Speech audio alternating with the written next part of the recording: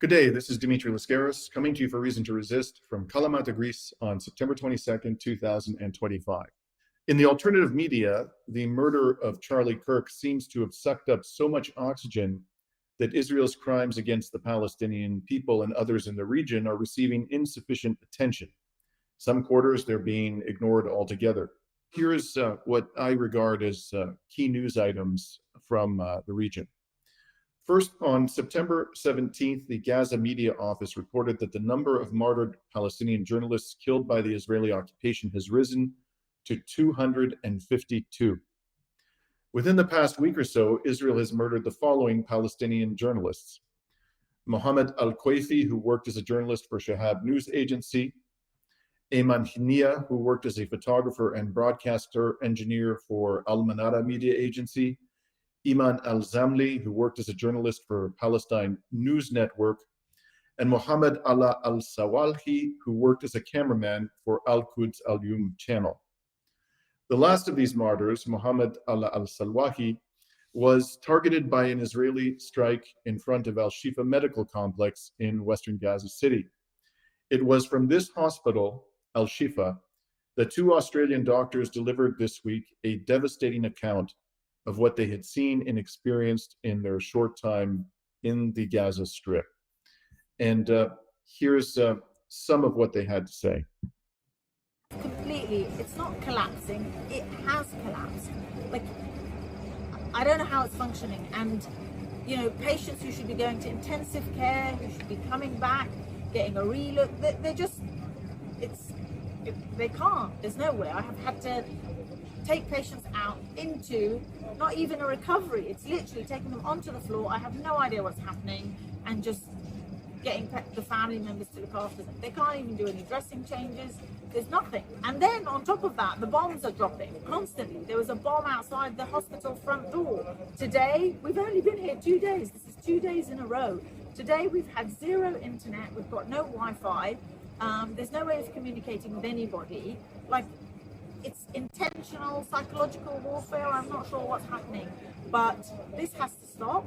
They need to stop throwing the bombs. We need absolute unimpeded medical aid. We need food, nutrition. There's no way that patients are going to heal. And the worst part is it's all children and women and young families.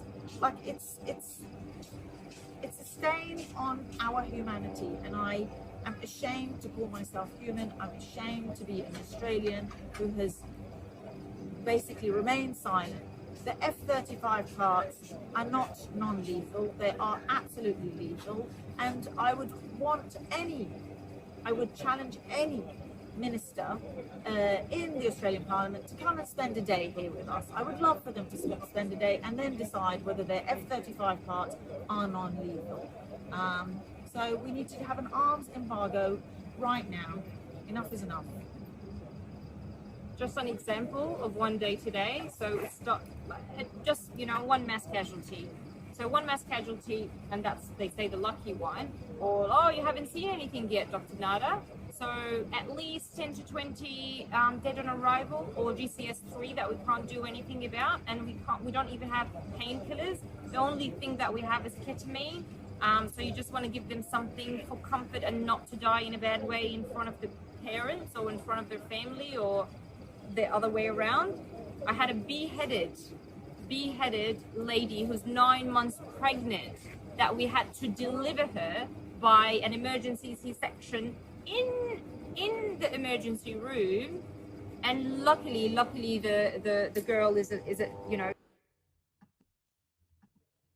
Now, I just want to say a word about this hospital, Al-Shifa. You may recall that early in this genocide, in order to justify its savagery directed at this particular hospital and so many other hospitals in the Gaza Strip, the genocidal Israeli regime claimed that Hamas was operating out of that hospital.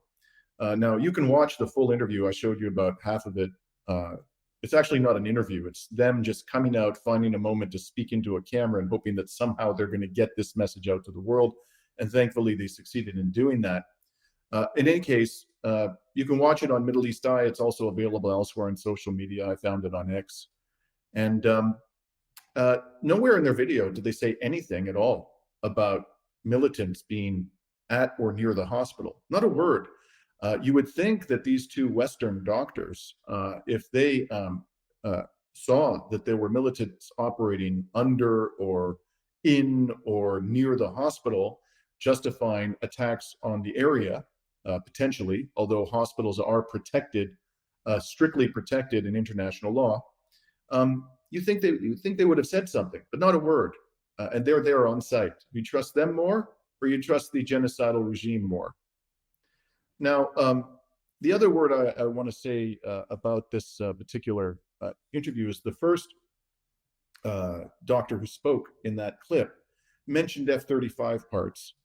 The Americans have been very clever about outsourcing the actual, I think this is more the handiwork of Lockheed Martin, the manufacturer of the F-35.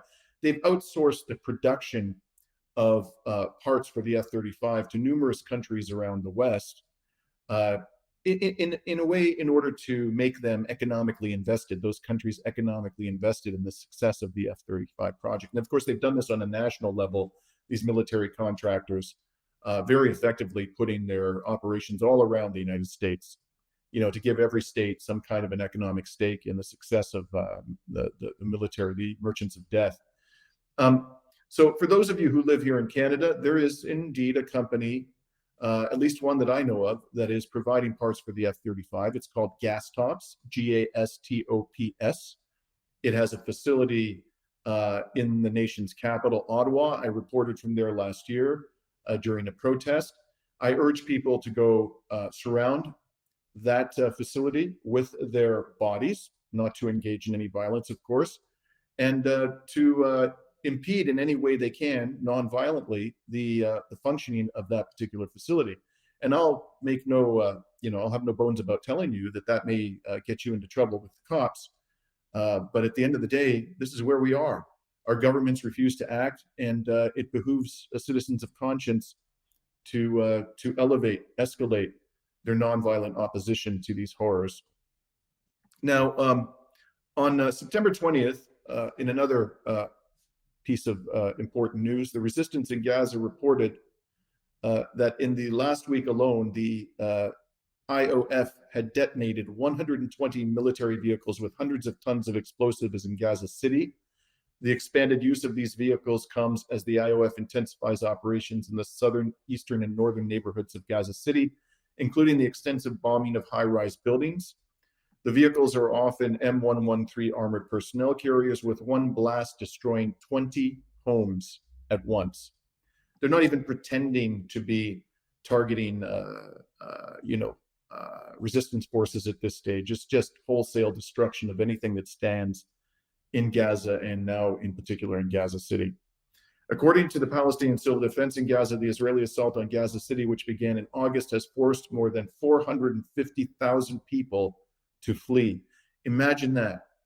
Imagine nearly 500,000 people fleeing this city as the genocidal rampage descends upon what remains of their community. And these people are, many of them, on the verge of starvation, have been displaced on multiple occasions, are carrying their possessions with them. Where are they to go? And how are they to get there? Assuming they find any reasonably safe, livable corner of Gaza, and I doubt that any remains, how are they going to get there if they have small children, or if a member of their family is disabled, or if they're carrying many possessions? They don't have vehicles, the vast majority of them. This is a situation that just should shock the conscience of any person of decency, that we're allowing Israel to lay waste to one of the last, calling it a sanctuary would be going too far, but one of the last livable parts of the devastated Gaza Strip. At the beginning of the offensive, there were about 1 million people in the area of Gaza City. So if 450,000 have departed since Israel's assault began, then more than 500,000 Palestinians remain right there, in place, at severe risk from the assault. And I just mentioned to you some of the tactics they're using, like these explosive robots. Absolutely unconscionable. Now, on Sunday, September 21st, the Gaza Health Ministry reported that there had been 75 martyrs, including 4 retrieved from the rubble, and 304 new injuries that had arrived at Gaza Strip hospitals in the prior 24 hours alone. This is pretty standard carnage during the past 2 years, 75 dead. A number of the victims are still under the rubble. That doesn't, so it's undoubtedly greater than 75. That's just the number that arrived at hospitals. The toll of the Israeli aggression had risen officially. Again, these are just the bodies that have been counted and identified, to 65,283 since the start of the genocide in October 2023, as well as 166,575 injuries since that date. The toll of the dead and injured from March 18th, which is when the most recent so-called offensive began, has reached 12,724 dead and 54,534 injuries. That is all on Donald Trump's watch. And of course, there are many more dead and injured because that's from March 18th. Donald Trump came to the White House in January. But more importantly, there are far more people being killed than can be recorded by Gaza's devastated health ministry. And the number at this stage, the highest estimate I've seen by 2 reputable experts is 680,000 people. So this number could constitute 65,000 dead, could constitute approximately 1/10 of the actual death toll. Now, also reported by the Gaza Health Ministry on September 21st, the number of martyrs from aid distribution who arrived at hospitals in the prior 24 hours was 5. So 5 persons were killed at these so-called aid distribution points, and there were 24 injuries, raising the total number of martyrs who reached hospitals, after having been wounded or killed at aid distribution sites, as they call them, to 2,523. That's how many people Israel and these biker American mercenaries, anti-Islam mercenaries, have murdered at a point in time when they were simply seeking sustenance for themselves or their families. The number of people who have been injured at these so-called aid distribution sites as of September 21st had risen to 18,473. Now, despite the ongoing slaughter and starvation of Palestinians in Gaza, the Palestinian resistance continues to inflict casualties on Israel's genocidal military. Just last week on Thursday, September 18th, Israel's genocide forces announced that in the morning of that day, 4 Israeli terrorists were killed and 3 others were wounded in a roadside bomb attack in southern Gaza's Rafah. And this morning, Israel's genocide forces announced that yet another Israeli terrorist had been killed by the resistance in the Gaza Strip. This dead terrorist was a major in Israel's genocidal army. He died in the northern Gaza Strip, which Israel's genocidal military claims to control, and it's made that claim many times over many months. Reportedly, according to Israeli media, he was killed when his tank was struck by a rocket-propelled grenade. The death of this officer brings the total number of Israeli terrorists killed in Israel's ground operations in Gaza to 470. Now, Israel also continues to receive blows from Yemen. On September 18th, the Israeli military said that a drone launched from the east, that's how it described the drone, crashed in the southern city of Eilat after air raid sirens sounded in the area. Israel's police said that forces were dealing with the aftermath of the drone crash that resulted in material damage but no casualties. Israeli media had reported that the drone had been launched from Yemen and fell in Eilat's hotel zone. Ansar Allah of Yemen claimed responsibility for the drone attacks, saying in a statement that Eilat, quote, will remain under constant targeting. Now, in related news from West Asia, on Sunday, September 21st, an Israeli drone strike killed 5 people in southern Lebanon, including 3 children and their father. And here you can see an image from Sky News of the aftermath of this atrocity. Now, Lebanon's government said that the three children, named as Celine, Hadi, and Asil, with their father, were United States citizens. The mother of the children was injured in the attack. I can imagine that spiritually, psychologically, she will never recover from this horror.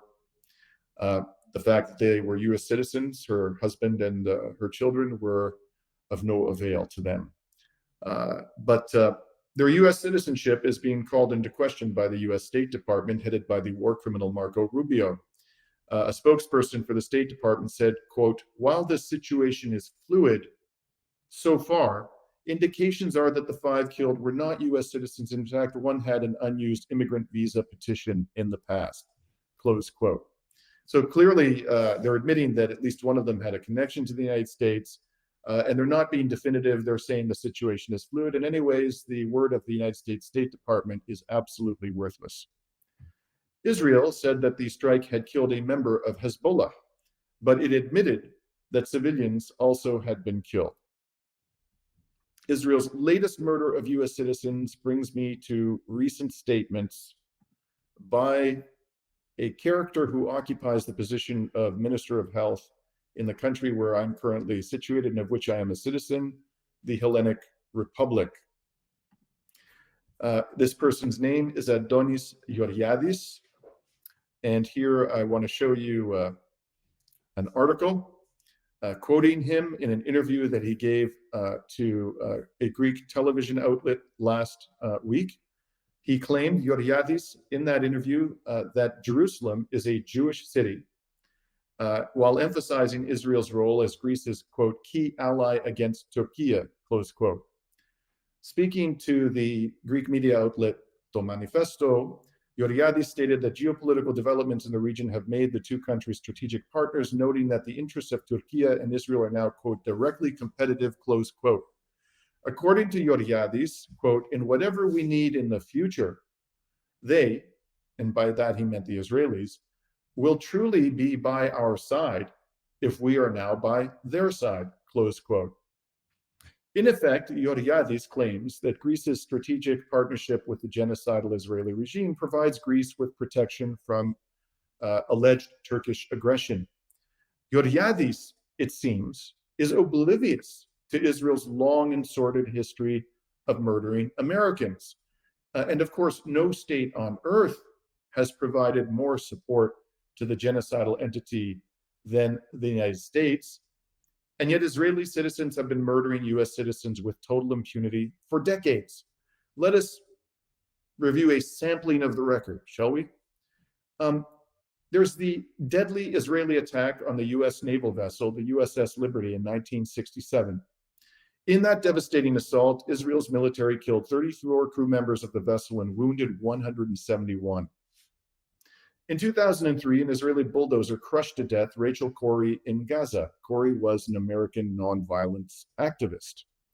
In 2022, Shireen Abu Akleh, a prominent Palestinian American journalist who worked as a reporter for 25 years for Al Jazeera, was murdered by an Israeli sniper in Jenin refugee camp in the occupied West Bank. At the time, she was wearing a blue press vest and covering a raid on the Jenin refugee camp. And for good measure, after they murdered her, Israeli soldiers disrupted her funeral, beating the pallbearers who were carrying her casket with truncheons.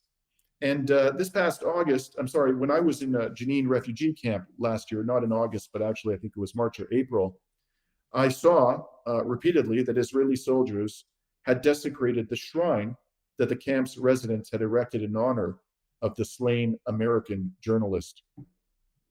And this past August, after Trump returned to the White House, U.S. citizen Khamis Ayad, 40, died in the town of Silwad, north of Ramallah, in the occupied West Bank. Ayad, a father of 5 and a former Chicago resident, was the second U.S. citizen to be killed in the West Bank in July alone. Earlier that month, Israeli settlers beat to death 20-year-old Saifullah Musalet in Sinjil, a town that neighbors Silwad. This is by no means an exhaustive list of the U.S. citizens murdered with no accountability by Israeli forces or settlers. And if Mr. Georgiadis Israel is willing to murder wantonly the citizens of a state that has provided far more support to Israel than Greece has or ever could, why in the world would you think that we can rely upon Israel to prioritize the safety of the Greek people? But it gets worse, my friends. Mr. Georgiadis is ignoring the fact that both Greece and Turkey are members of NATO.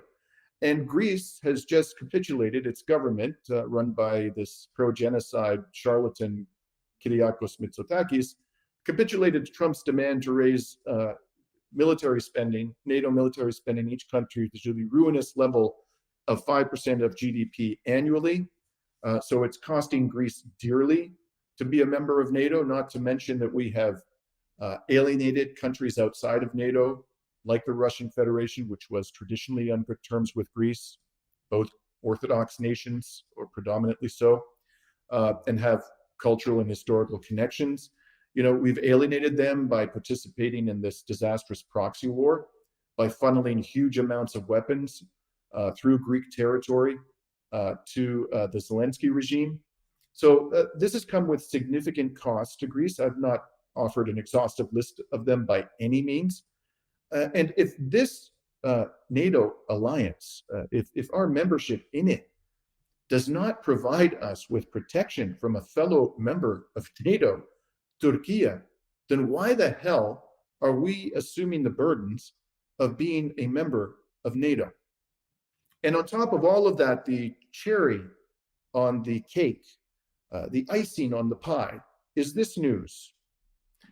This character, Georgiadis, has a history, according to Israeli media, of anti-Semitism.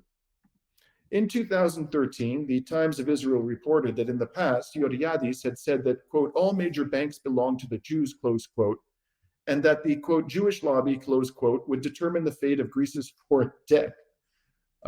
Utter nonsense, by the way. The people who control Greece's banking industry are by and large corrupt and inexpressibly greedy Greek oligarchs who control the commanding heights of the Greek economy and effectively the Greek government.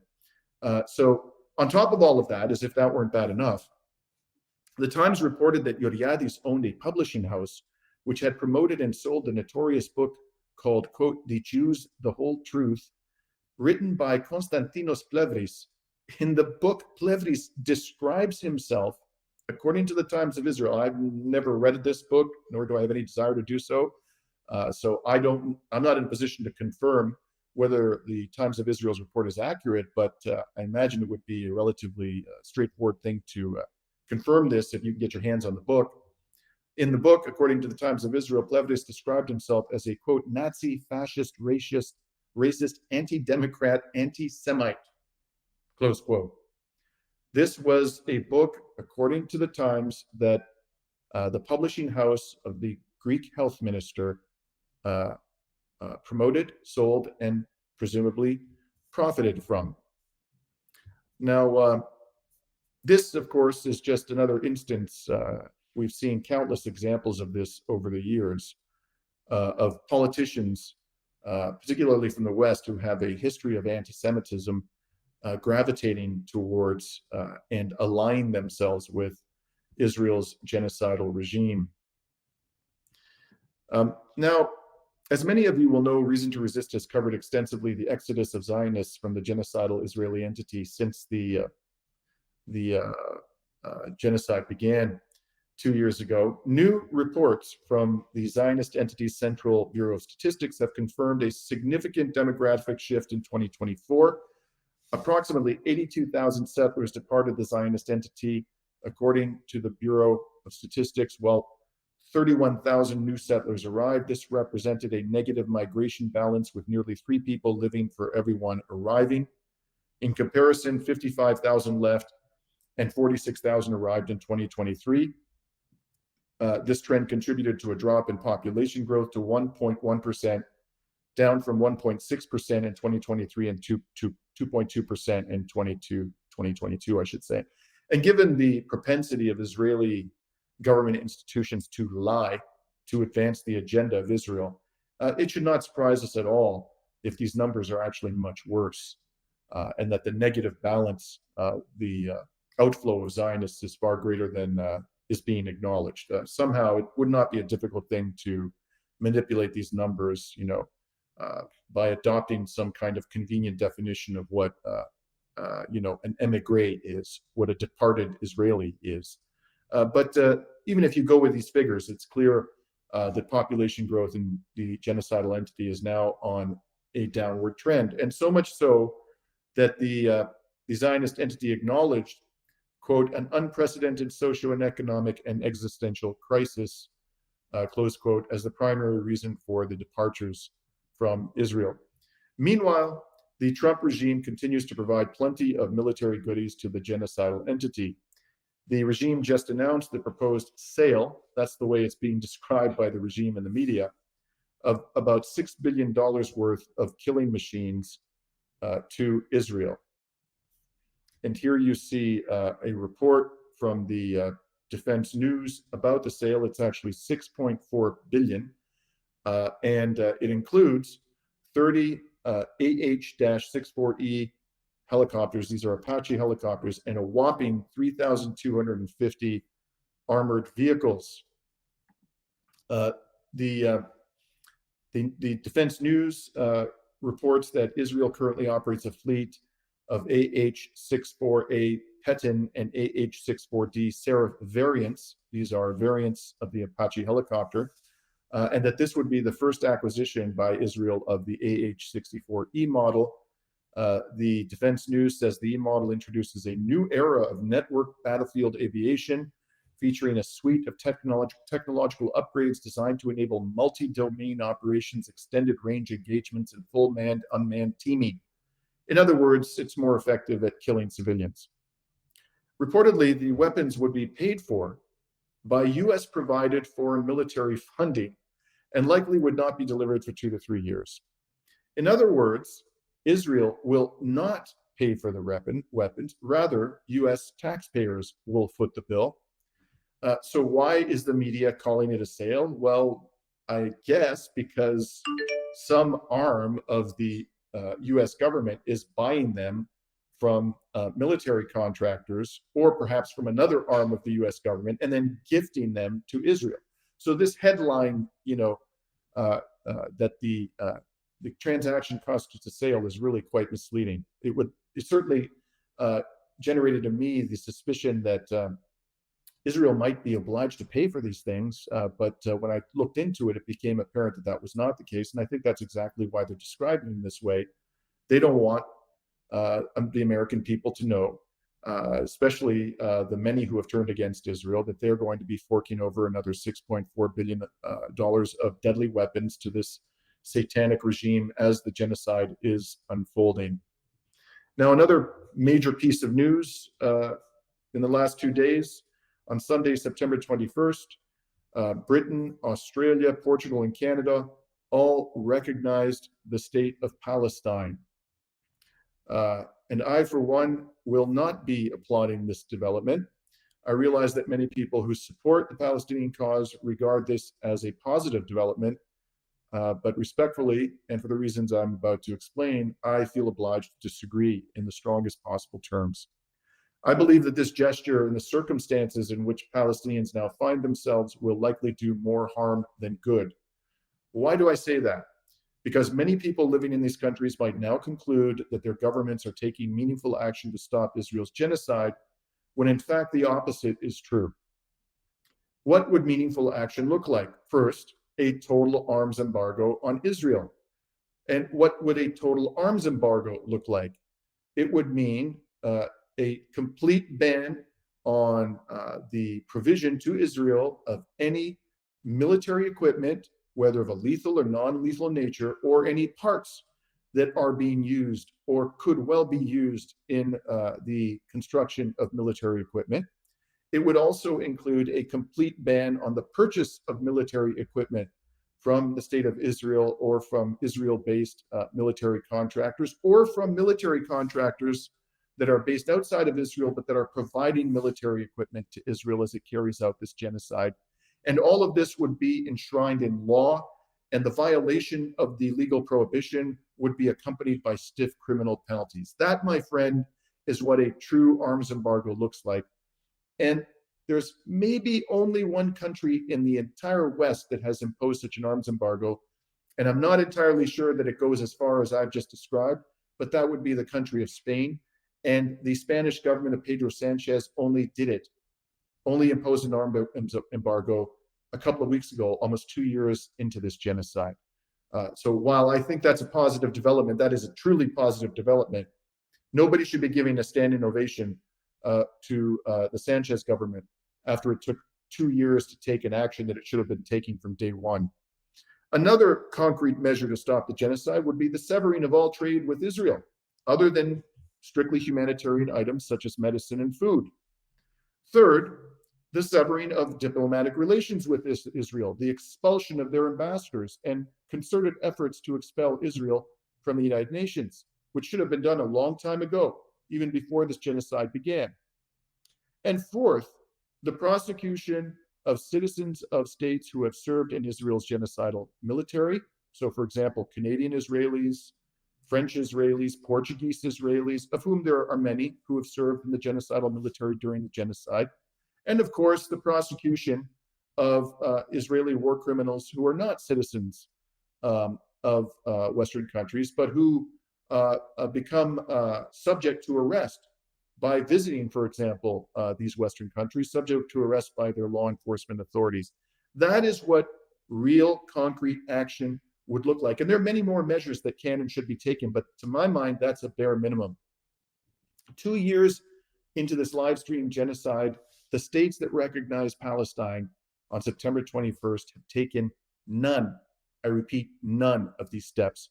The problem, therefore, with their recognition of Palestine is that in the circumstances where they're taking no meaningful action to stop the genocide, the recognition of Palestine may well deceive many concerned citizens in these states to believe that their governments are acting to stop the genocide. And if that is the conclusion that they draw, they may well be inclined to apply less pressure or no further pressure at all on their governments to act. In fact, that is likely the very reason that these governments have recognized Palestine now, to relieve public pressure on themselves to stop the genocide. To be clear, I would regard the recognition of Palestine as a positive development if these states had recognized Palestine before the genocide began, as the vast majority of states had not done, representing the vast majority of the human population. That happened a long time ago. And it was disgraceful that they had not already recognized the state of Palestine, these states. Or if they had recognized Palestine after the genocide had begun and were coupling it with the meaningful actions that I described, that too would be a positive development. But the recognition of Palestine standing alone with no concrete action to stop the genocide is kabuki theater. And it's likely to do more harm than good for the reasons that I have set forward. This gesture, my friends, is purely performative. It is mere kabuki theater, as I said. It will do nothing to deter Israel from prolonging the slaughter. It will not save a single Palestinian life. If you don't believe me, just listen to what the Israeli media and Israeli political elite are saying about this development. This is an article written by Lazar Berman of the Times of Israel, published, I believe it was yesterday. The title is "Israel Unites Against Hollow Recognition of Palestine, but PM Could Be Pushed Too Far." So there you have it right up front, that the gesture is viewed by the Israeli media and the political elite as a hollow gesture. And the TOI goes on, the Times of Israel, to report as follows: in Israel's current political climate, it's rare for the entire Zionist political spectrum to agree on anything. Oh, really? I'll just pause there and note that they pretty much have agreed on genociding the Palestinian people for 2 years. So this is not the only thing they agree upon. But it goes on and says, perhaps the most impressive aspect of Sunday's announcements, and it's referring here to the recognition of Palestine by these 4 states, was its ability to bring together Israelis from across the political spectrum in rejecting the move. Opposition leader Yair Lapid, and this is supposed to be the left-wing character in the genocidal political elite of Israel, he called the recognition a, quote, harmful step and a reward for terror, close quote. Yair Golan, this too is supposed to be a left-wing character from the so-called left-wing Democrats Party, said recognition was destructive and extremely damaging to Israel. Does this sound to you like Israel, the political elite, feels humbled, chastened by this recognition? Yet again, Israel is giving the middle finger to the international community, which I'm sure is exactly what Western governments expected it to do. To understand how cynical this is, all you have to do is look at the statement issued by Canadian Prime Minister Mark Carney when he confirmed that Canada had recognized the state of Palestine. So what you see here is a statement put out by the Prime Minister of Canada, Mark Carney, on September 21st, 2025, relating to Canada's recognition that day of the state of Palestine. I'd like to take you through this in some detail, just to highlight the degree to which Canada's recognition of the state of Palestine is intellectual dishonesty, moral cowardice, and utterly counterproductive. So, first of all, and I've highlighted the relevant portions here, it starts with this. Since 1947, it has been the policy of every Canadian government to support a two-state solution for lasting peace in the Middle East. My friends, this is a flagrant, flat-out lie.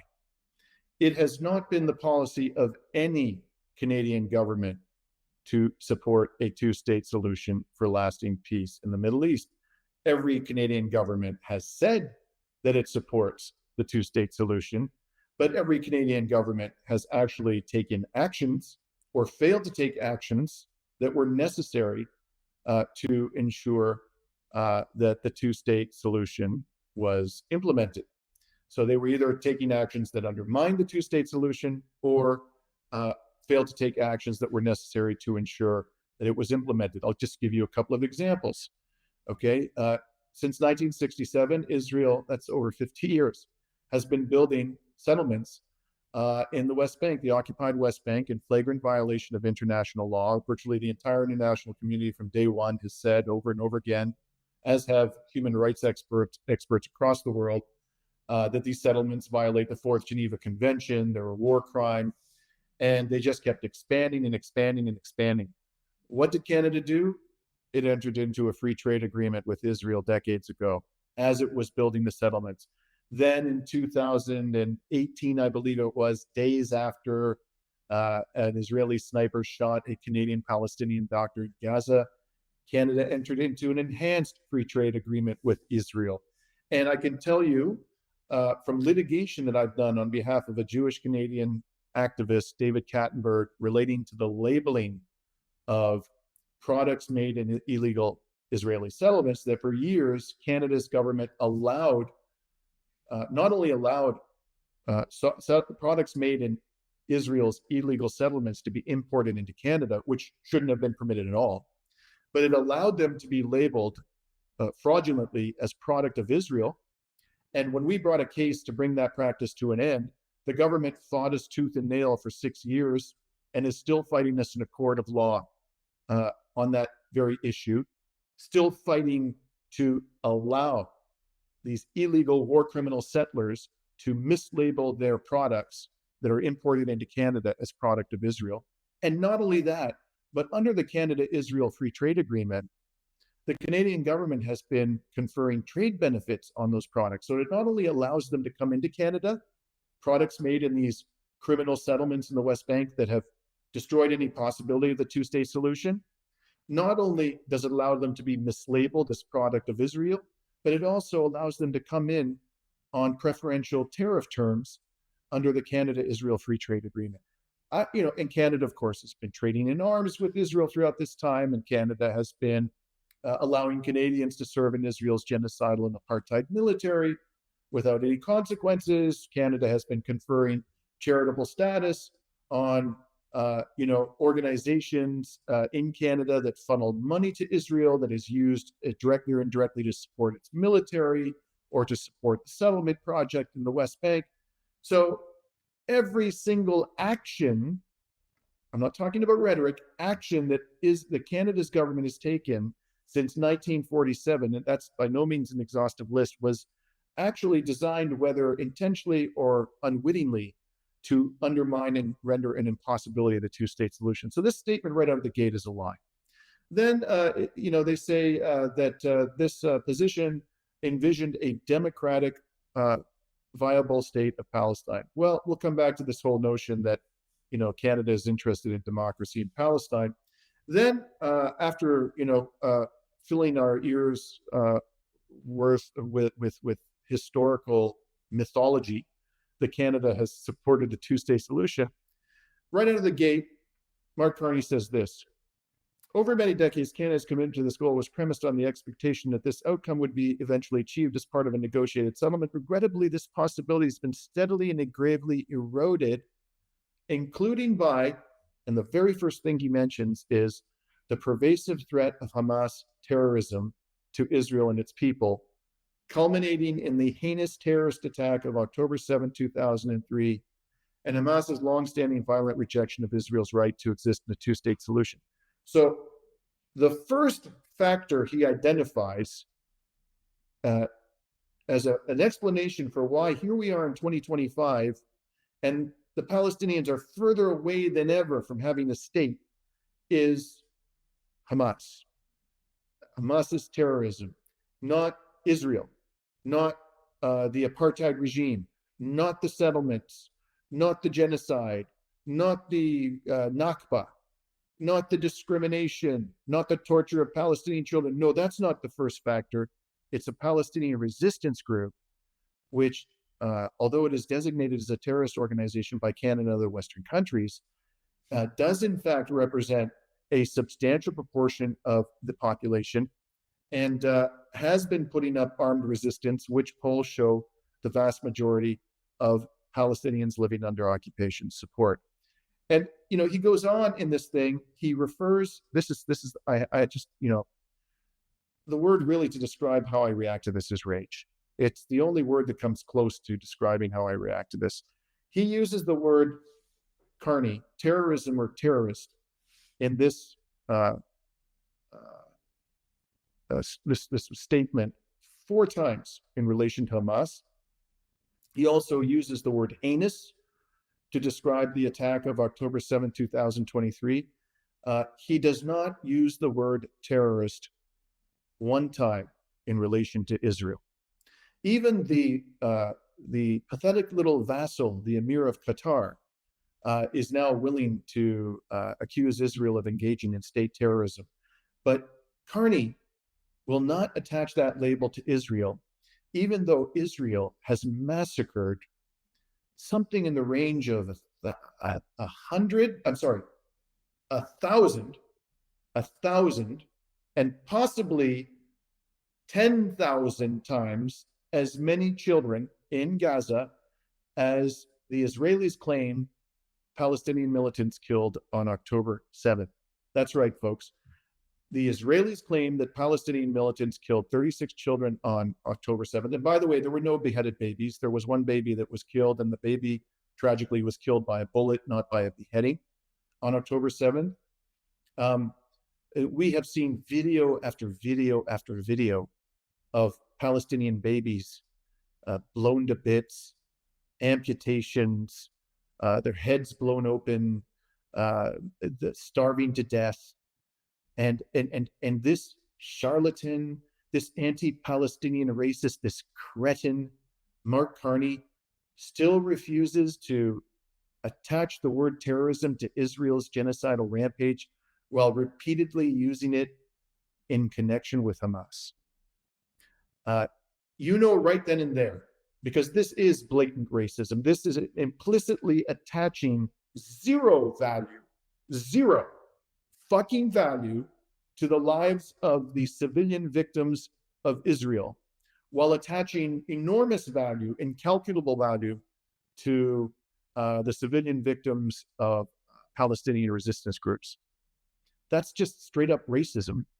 And it is also worse than that. It is perpetuating the rationale that is the foundation of this very genocide. That Israel is a victim, that the Palestinians are the aggressors, that there's no history of the oppression of the Palestinian people prior to October 7, 2023, that on that day, the bloodthirsty Palestinians just woke up and decided, because they hate Jews or just, are inherently violent people, to kill Israelis. That's the narrative that sustains this genocide, has sustained it up until now, although that, I assure you, my friends, that narrative is collapsing before our very eyes.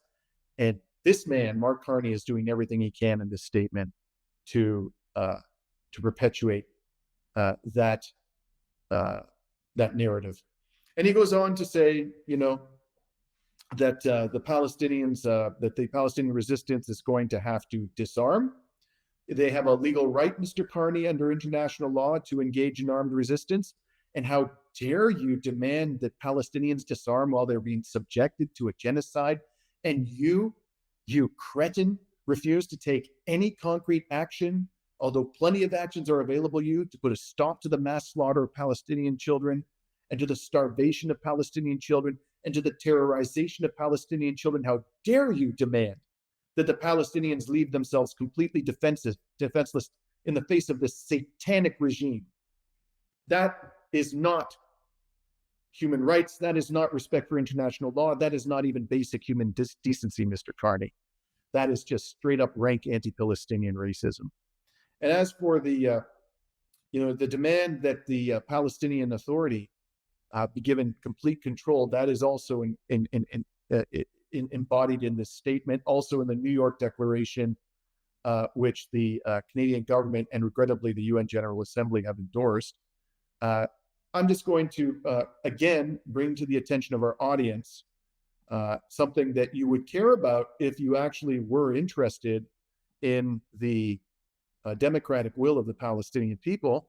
And that is that in May of this year, the Palestinians were asked if there were an election today and you had to choose between the candidate of Hamas, Khalid Mashal, and Mahmoud Abbas, the leader, the illegitimate leader with no democratic mandate of the Palestinian Authority, 68% said that they would vote for Mashal. This is across both the Gaza Strip and the West Bank. And only 25% said that they would vote for Abbas. So demanding that the authority that is run by Abbas, that it assume power, not only that it remain in power in the occupied West Bank, but that it also assume power over Gaza. And let me remind our audience that the last time there was an election, Hamas, which I think was 2006, and Democrat and international election observers certified it to be free and fair. Hamas won by a substantial margin. Okay, demanding in the face of these numbers, these poll numbers, that Abbas be given control of all of the occupied territories, and it wouldn't be real control; it would simply be nominal control, is profoundly contrary to the democratic will of the Palestinian people.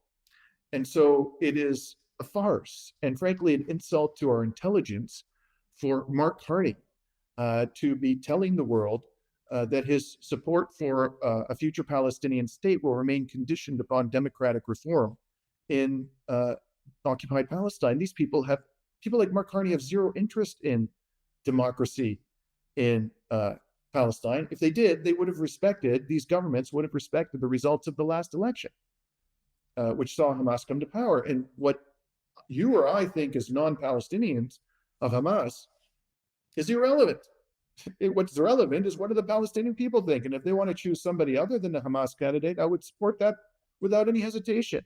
If they feel that they want an armed resistance group leading them, they have more confidence in that group than they have in the collaborationist Palestinian Authority and Mahmoud Abbas.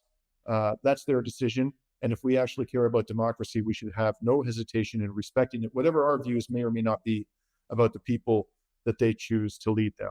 How would we feel, after all, if the Palestinians were telling us who could be our prime minister.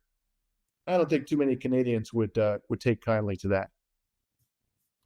So let me move on and just mention in passing, it's an important event. I don't want to suggest that it wasn't, that Sunday, September 21st, the day on which this disgraceful statement by Carney was put out, this was the 11th anniversary of the revolution in Yemen. On September 21st, 2014, Ansar Allah seized control of much of Yemen's capital, Sana'a, and later expanded its control to the entirety of the capital and areas surrounding it. Then in March 2015, the brutal Western-backed Saudi autocracy, along with the barbaric autocracies of Bahrain, Qatar, Kuwait, the United Arab Emirates, Egypt, Jordan, Morocco, and Sudan, all vassal regimes of the Anglo-American Empire, launched a collective campaign of aerial bombardment on the parts of Yemen controlled by Ansar Allah. In the course of its war on Yemen, the Saudi-led coalition committed many war crimes against civilian targets. By late 2022, the coalition had killed over 16,000 Yemeni civilians and had struck apartment buildings, hospitals, a school bus, a funeral hall, a prison, and other non-military targets. The US military under the Obama, Trump, and Biden administrations, I'm referring here to the first Trump administration, helped in planning the airstrikes and provided logistical and intelligence support. These strikes were carried out largely with weapons supplied by the United States. In addition, the US Navy actively participated in a Saudi-led naval blockade of Ansar Allah-controlled territory in Yemen. Humanitarian organizations concluded that that blockade was the main contributing factor to an outbreak of famine in Yemen. By 2021, numerous human rights organizations had described the famine in Yemen as the worst humanitarian crisis in the world. That has obviously now been supplanted by Israel's genocide in Gaza.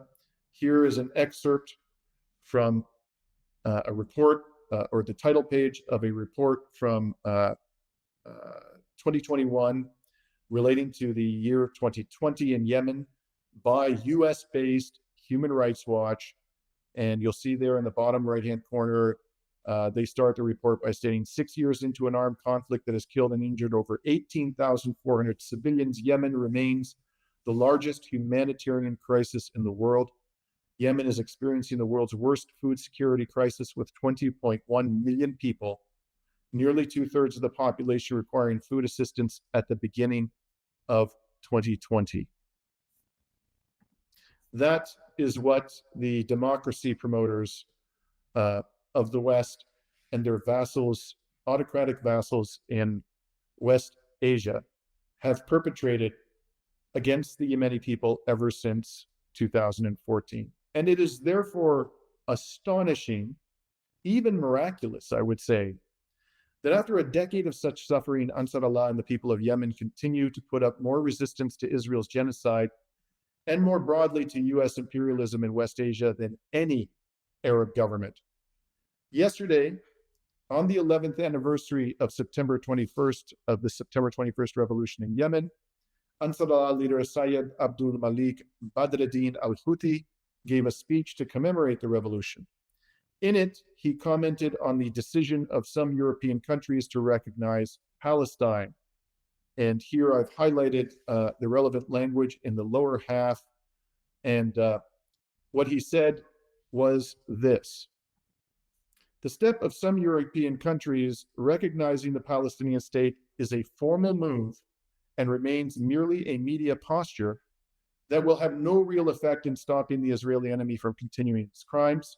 The Arabs have not yet reached the simplest practical position of boycotting and stopping cooperation with the enemy at the military level. Some of the richest and most powerful Arab countries stand with the Israeli enemy and are hostile to the fronts that confront it. Some Arab states openly adopt the issue of disarming the fighters in Gaza and Lebanon and adopt the same Israeli slogans against Yemen's front. That, my friends, is a more honest assessment of the West's too little, too late recognition of Palestine than any you will receive from Western governments, from Arab autocrats, or, to be sure, from the corporate media. Now, I want to conclude this report with personal reflection. In this report, you've heard me direct some rather harsh language at the Canadian Prime Minister. And frankly, you can find plenty more in other reports that I've posted on Reason to Resist, and particularly on social media, where I have not hesitated to employ the harshest language that my imagination can conjure to describe the supporters of Israel. And I want to explain, not because I'm getting pressure from anybody, I'm not getting any pushback from any allies at all in the Palestinian solidarity community, or even in my audience. I can't think of a single comment that I've seen. There are many that I don't see because I simply can't keep track of all or even most of them. But I've not seen any pushback or heard any pushback from allies in the Palestinian solidarity movement about the harshness of my language. So it's not because I feel pressured to say what I'm about to say, to offer this explanation. I just want people to know, in case they're wondering why. They may probably be obvious to all of you why, and I don't need to say anything. But for those of you who may have a question in your minds about why, I'll tell you why. The day that the October 7th attacks occurred, at that point in time, I had been very active in the Palestinian solidarity movement for about a decade. And I'd been to Palestine, occupied Palestine 4 times. I had fought litigation, some of which I've mentioned today, on behalf of Palestinian solidarity activists and Palestinian Canadians. I had spoken to many human rights experts about the situation. I'd interviewed many Palestinians living under occupation and people who had lived under occupation or who had family living under occupation. I had amassed a great deal of personal knowledge of the plight of the Palestinian people. It was and had been a cause and continues to be a cause very dear to my heart for many years prior to the time that October 7th came around, 2023. On that day, I happened to be in a hotel room in the south of France. I was there visiting family. And I was to take a flight that day from Lyon to Athens. And I got up in the morning, October 7th, 2023, went down to the lobby and was working on my laptop. And right behind my head, there was a television screen. I had my back to the television screen, and I could hear it. The volume wasn't too loud, but I managed to filter it out, was working on my laptop. And I couldn't help but noticing that the news program that was on the screen, and I can tell you it was the news program of a media organization in France that is fanatically Zionist. I believe it's called BFM. But these talking heads kept saying the words Israel and Gaza over and over again. I was trying not to pay attention, and finally I got irritated because I knew it to be a Zionist media organization, and I just assumed when I heard these words that it was spewing some Israeli propaganda. I turned around to see why. It was going on and on and on the whole time I was sitting in the lobby working on my computer, and I suddenly realized that something unprecedented had happened, and that a large number of Palestinian militants had broken out of the Gaza concentration camp and were in the process of attacking military bases near the border, and also settlements near the border of Gaza and occupied Palestine. And so I started listening, I started paying attention, and it became quickly apparent that Israel had suffered, by historical standards, an extraordinary number of casualties. Although the situation remained very unclear, it was apparent to me as soon as I began listening to that program for even a few minutes that something horrible was going to happen to Gaza. And I guess naturally, it's a human reaction. I started trying to imagine the worst case scenario. What is the worst case scenario that could happen to Gaza?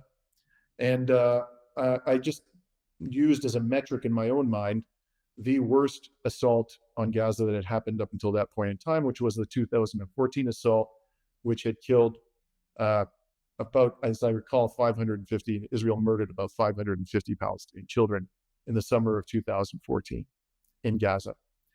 And I thought, how much will the Western regimes allow Israel to get away with in these circumstances. And the number that popped into my head was 10 times the bloodbath that they allowed Israel to get away with in the summer of 2014. And so I imagine that, with horror, that thousands of Palestinian children were going to be killed by Israel in the weeks and months ahead. But I must tell you, my friends, I never, ever imagined that Western governments would allow Israel to carry out this slaughter to this degree and for this long and in this brazen a manner. And because I knew of the tendency of Western governments and the corporate media to lie about the suffering of the Palestinian people and about the crimes of Israel, I decided, sitting right then and there, anticipating that something horrible was going to happen, something more horrible than anything I had seen done to the Palestinians in my lifetime, I made a decision. I resolved at that point in time that I would not turn my eyes away from the horror, and that I would force myself to remain fully informed, however traumatic it might be, of the situation on the ground, so that I could bear witness and help my fellow citizens to overcome the inevitable intense and shameless disinformation campaigns to which Israel and its supporters would subject us in the weeks and months ahead. And it is in that spirit and for that purpose that I have watched over the course of the past 2 years hundreds of horrifying videos of the satanic barbarism being visited upon the people of Gaza, and particularly the children of Gaza. And I saw one this week. I saw many this week that were unspeakably gruesome and soul-crushing, but one which arguably is the most devastating video I have seen of the death of a Palestinian child. Probably many of you by now will have seen it or will have heard of it. Apparently it's been deleted from X, where I saw it, and I forced myself to watch it, and it is a video of a young Palestinian girl. I would estimate, although it was hard to say given the condition she was in, that she was maybe around 10 years old. She's lying on her back. Her face is charred, burnt, but you can see the whites of her eyes, which are barely moving. And you can see the entirety of her torso, and her intestines have burst open from her abdomen and are lying on her torso. And you can see her chest going up and down as she breathes her last breaths. When I stopped watching that video, my immediate impulse was to turn away. But for the reasons I've offered, I forced myself to watch. First I cried, and then I felt an upswelling of rage, the likes of which I have never experienced, and the words for which I cannot find. And every day I try to find the words, oftentimes very harsh language, because it's the only way I know of in these terrible times in which we live, to cleanse my soul, I should say, of the poison that this genocide has injected into all of our hearts, at least those of us who have a conscience and who care about the Palestinian people. And so I conclude by saying that I make absolutely no apologies for the language that I've employed. People who don't like it, I couldn't care less about the fact that you don't like it.